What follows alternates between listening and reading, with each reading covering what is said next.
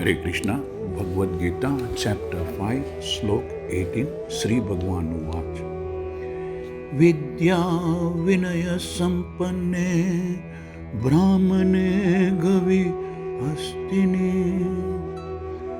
शृणि चैव स्वपाके च पंडितः समदर्शिनः। श्री कृष्ण भगवान इस श्लोक में समझा रहे हैं कि एक विनम्र साधु पुरुष अपने वास्तविक ज्ञान के कारण एक विद्वान और विनीत ब्राह्मण गाय को, हाथी, कुत्ते और चांडाल को समान दृष्टि से, समभाव से एक समान देखते हैं। The Lord explains that the humble sage, by virtue of true knowledge, sees with equal vision a learned and gentle brahmana, a cow, an elephant, a dog, and a dog eater, that is an outcast. एक कृष्ण भावना भावित व्यक्ति योनि या जाति में भेद नहीं मानता है।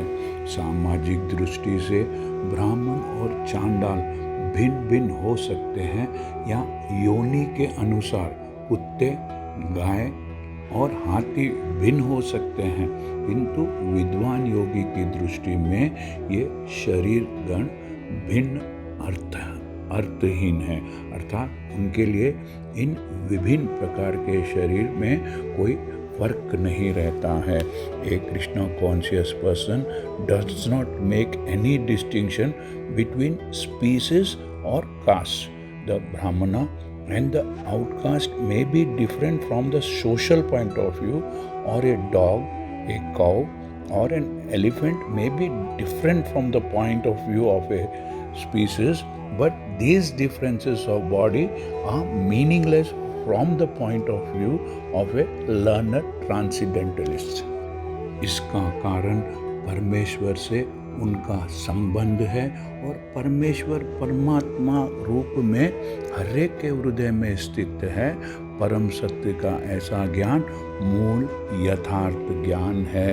This is due to their relationship to the Supreme, for the Supreme Lord by His plenary portion as Paramatma is present in everyone's heart.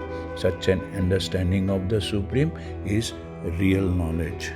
जहाँ तक विभिन्न जातियों या विभिन्न योनियों में शरीर का संबंध है, भगवान सबों पर समान रूप से दयालु है, क्योंकि वे प्रत्येक जीव को अपना मित्र, अपना सखा, अपना फ्रेंड मानते हैं। फिर भी जीवों को सभी परिस्थितियों में रिगार्डलेस ऑफ सर्कमस्टेंसेस वे अपना परमात्मा स्वरूप बनाए रखते हैं। परमात्मा रूप में भगवान चांडाल और ब्राह्मण दोनों में उपस्थित प्रेजेंट रहते हैं, यद्यपि इन दोनों के सामाजिक स्तर, सोशल पोजीशन एक जैसे नहीं होते हैं। शरीर तो प्रकृति के गुणों द्वारा उत्पन्न हुए हैं, द मोड्स ऑफ नेचर द्वारा क्रिएट किए गए हैं, किंतु शरीर के भीतर आत्मा और परमात्मा समान आध्यात्मिक गुण वाले हैं, सेम इक्वल स्पिरिचुअल क्वालिटी वाले हैं।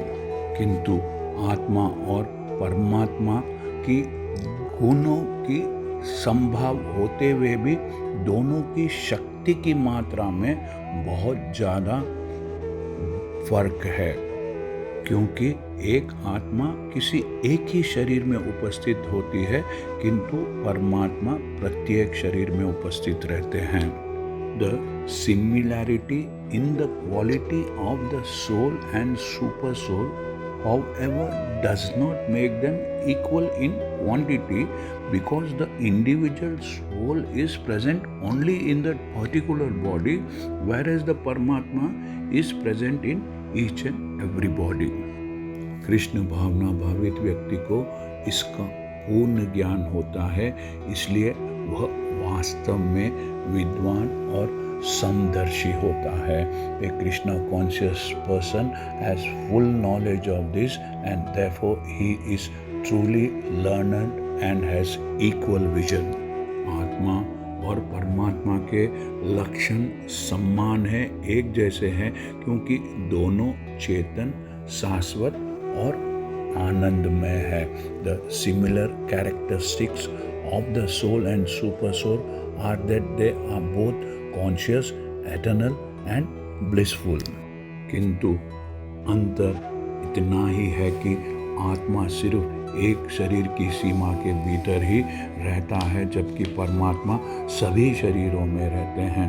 परमात्मा बिना किसी भेदभाव के सभी शरीरों में विद्यमान रहते हैं। The difference between the soul and super soul is that the individual soul is conscious within the limited jurisdiction of the body, whereas the super soul is conscious of all bodies. The super soul is present in all bodies without distinction. हरे कृष्णा। यदि आपको यह channel पसंद आया है तो subscribe दबाकर subscribe कीजिए और इस चैनल को लाइक कीजिए। Thank you. हरे कृष्णा।